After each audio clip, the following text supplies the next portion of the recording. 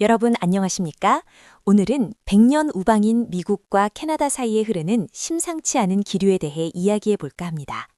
최근 다보스 포럼에서 흘러나온 미국의 캐나다 침공 가능성 시나리오는 그야말로 충격적입니다. 단순한 억측일까요? 아니면 현실이 될 가능성이 있는 걸까요?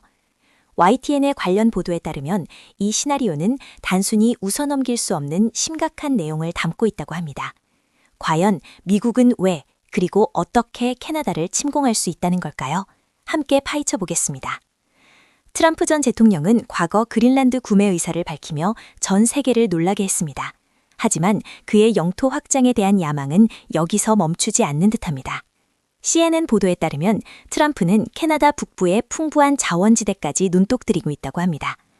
마크 카니 전 캐나다 총리조차 전쟁 가상 시나리오를 검토할 정도였다니 상황이 얼마나 심각한지 짐작할 수 있습니다. 트럼프식 영토 전략은 과연 어디까지 뻗어나갈까요? 미국과의 잠재적인 갈등을 염두에 둔 것일까요?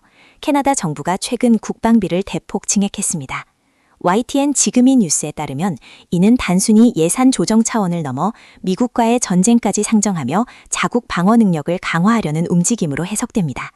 캐나다의 이러한 자구 노력은 미국과의 관계가 얼마나 불안정해졌는지를 보여주는 단적인 예시입니다. 과연 캐나다는 미국의 위협에 맞서 스스로를 지켜낼 수 있을까요? 트럼프 전 대통령은 다보스 포럼에서 그린란드에 대한 무력 사용은 없을 것이라고 밝혔습니다. 하지만 즉각적 협상과 소유권을 강조한 그의 발언에는 숨겨진 의도가 있다는 분석이 지배적입니다. 경제 읽어주는 남자에 따르면 이는 무력을 사용하지 않더라도 경제적 압박이나 외교적 술책을 통해 그린란드를 손에 넣겠다는 의지를 드러낸 것으로 해석됩니다. 트럼프의 협상은 과연 평화적인 해결책으로 이어질 수 있을까요? 영토 위협을 느낀 덴마크가 미국 국채를 전량 매각하며 강력하게 저항하고 있습니다. MBC 뉴스에 따르면 이는 단순한 경제적 조치를 넘어 미국에 대한 강력한 경고 메시지를 전달하려는 의도로 풀이됩니다. 덴마크의 이러한 경제전쟁은 다른 국가들에게도 영향을 미칠 수 있을까요? 미국의 강압적인 외교 정책에 대한 국제사회의 반발이 거세질 수 있는 신호일까요? 기후변화로 인해 북극 항로가 열리고 막대한 미개발 자원이 발견되면서 상황은 더욱 복잡해지고 있습니다. 이러한 자원들은 평화로운 이웃 관계를 적대적인 관계로 바꿀 수 있는 잠재력을 지니고 있습니다. 북극권에 매장된 막대한 천연가스와 석유는 미국에게 매력적인 목표물이 될 수 있습니다. 자원민족주의가 극단화될 경우 국제사회는 더욱 불안정해질 수 있습니다. 일각에서는 침공설 자체가 동맹국들의 양보를 끌어내기 위한 트럼프 전 대통령의 고도의 심리전이라는 분석도 제기되고 있습니다. JTBC에 따르면 트럼프는 과거부터 타코라는 협상 패턴을 사용해왔으며 이는 더욱 심화된 형태로 적용될 수 있습니다. 침공 가능성을 흘리면서 협상력을 높이는 전략, 과연 성공할 수 있을까요?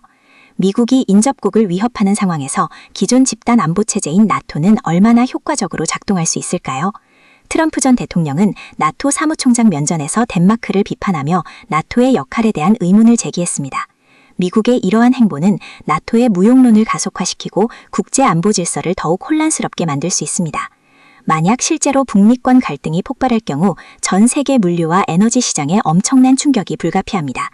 글로벌 공급망 분석 리포트에 따르면 북미 지역의 갈등은 전 세계적인 경기 침체를 야기할 수 있으며 에너지 가격 급등, 물류 마비 등 다양한 문제를 초래할 수 있습니다. 이러한 경제적 파장은 우리 일상에도 큰 영향을 미칠 것입니다. 캐나다는 미국의 위협에 맞서 어떤 대응 전략을 준비하고 있을까요? 캐나다 내 보수 싱크탱크의 안보 대안 보고서에 따르면 영국, 호주 등 다른 영연방 국가들과의 연대, 심지어 독자적인 핵무장 가능성까지 검토하고 있다고 합니다. 이는 매우 파격적인 가설이지만 미국의 위협이 현실화될 경우 캐나다가 선택할 수 있는 카드 중 하나가 될 수 있습니다. 한쪽에서는 평화를 외치면서 다른 한쪽에서는 영토를 위협하는 트럼프 전 대통령의 이중적인 행보는 어떻게 해석해야 할까요? 원용석의 진실정치에 따르면 트럼프는 평화위원회를 통해 글로벌 리스트를 초토화하려는 전략을 추진하고 있다고 합니다. 그의 이러한 모순적인 행보는 국제사회에 큰 혼란을 야기하고 있습니다. 과거 미국은 알래스카를 러시아로부터 구매한 사례가 있습니다. 현재 그린란드와 캐나다 상황은 과거 알래스카 구매 사례와 유사한 점이 있을까요? 미국 영토 확장사 데이터를 분석해보면 미국은 과거부터 경제적 전략적 이익을 위해 영토 확장을 추구해왔음을 알 수 있습니다. 역사는 과연 반복될까요? 결론적으로 캐나다 침공설은 실질적인 군사행동보다는 경제적 지정학적 주도권을 잡기 위한 공포의 레버리지로 해석될 수 있습니다. 전체 시나리오의 확률 분석 결과 실제 침공 가능성은 낮지만 미국은 침공 가능성을 흘리면서 협상력을 높이고 동맹국들을 압박하려는 의도를 가지고 있는 것으로 보입니다. 이러한 극단적인 뉴스 속에서 우리는 어떤 투자 전략을 세워야 할까요? 수페TV에 따르면 환율과 증시 분위기 변화에 따라 방산주나 에너지주의 변동성이 커질 수 있습니다. 투자자들은 이러한 변동성을 주의 깊게 관찰하고 신중하게 투자 결정을 내려야 합니다. 항상 투자에는 리스크가 따른다는 점을 명심하시기 바랍니다. 트럼프 전 대통령의 다음 타겟은 어디일까요? 그린란드, 캐나다, 아니면 제3의 장소일까요? 여러분의 상상력을 마음껏 펼쳐 댓글로 공유해주세요. 오늘 영상이 유익하셨다면 좋아요와 구독 부탁드립니다. 다음에도 더욱 흥미로운 주제로 찾아뵙겠습니다. 감사합니다.